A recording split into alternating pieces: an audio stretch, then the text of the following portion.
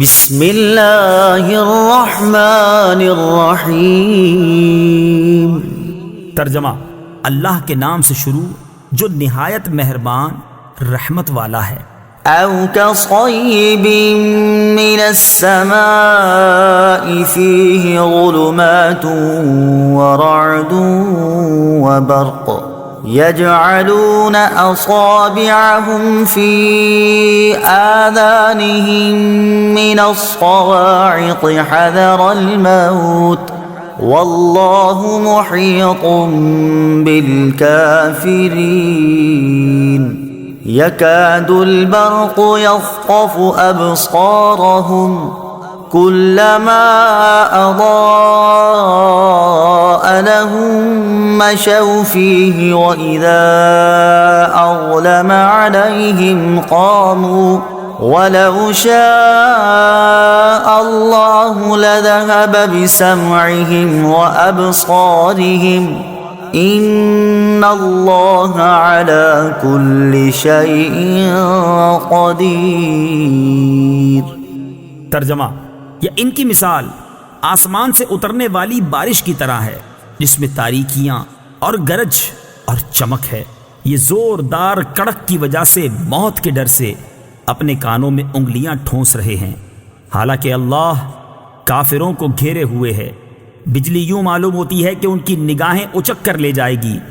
حالت یہ ہے کہ جب کچھ روشنی ہوئی تو اس میں چلنے لگے، اور جب ان پر اندھیرا چھا گیا تو کھڑے رہ گئے، اور اگر اللہ چاہتا تو ان کے کان اور آنکھیں سلب کر لیتا۔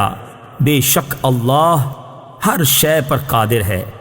او کصیب من السماء، یہ جیسے آسمان سے بارش۔ تفسیر صراط الجنان میں ہے، ہدایت کے بدلے گمراہی خریدنے والوں کی یہ دوسری مثال بیان کی گئی ہے، اور یہ ان منافقین کا حال ہے جو دل سے اسلام قبول کرنے اور نہ کرنے میں متردد رہتے تھے۔ ان کے بارے میں فرمایا کہ جس طرح اندھیری رات اور بادل و بارش کی تاریکیوں میں مسافر متحیر ہوتا ہے، جب بجلی چمکتی ہے تو کچھ چل لیتا ہے، جب اندھیرا ہوتا ہے تو کھڑا رہ جاتا ہے، اسی طرح اسلام کے غلبے اور معجزات کی روشنی اور آرام کے وقت منافق اسلام کی طرف راغب ہوتے ہیں، اور جب کوئی مشقت پیش آتی ہے تو کفر کی تاریکی میں کھڑے رہ جاتے ہیں اور اسلام سے ہٹنے لگتے ہیں۔ اور یہی مقام اپنے اور بیگانے، مخلص اور منافق کے پہچان کا ہوتا ہے۔ منافقوں کی اسی طرح کی حالت سورہ نور آیت نمبر 48 اور 49 میں بھی بیان کی گئی ہے۔ علی کل شیء قدیر، اللہ تعالی ہر شے پر قادر ہے۔ تفسیر صراط الجنان میں ہے، شے اسی کو کہتے ہیں جسے اللہ تعالیٰ چاہے اور جو مشیت یعنی چاہنے کے تحت آ سکے۔ ہر ممکن چیز شے میں داخل ہے، اور ہر شے اللہ تعالیٰ کی قدرت میں ہے، اور جو ممکن نہیں بلکہ واجب یا محال ہے اس سے اللہ تعالیٰ کے ارادے اور قدرت کا تعلق ہی نہیں ہوتا۔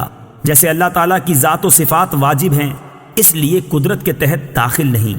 مثلا یہ نہیں ہو سکتا کہ اللہ تعالیٰ چاہے تو اپنا علم ختم کر کے بے علم ہو جائے، یا معاذ اللہ جھوٹ بولے۔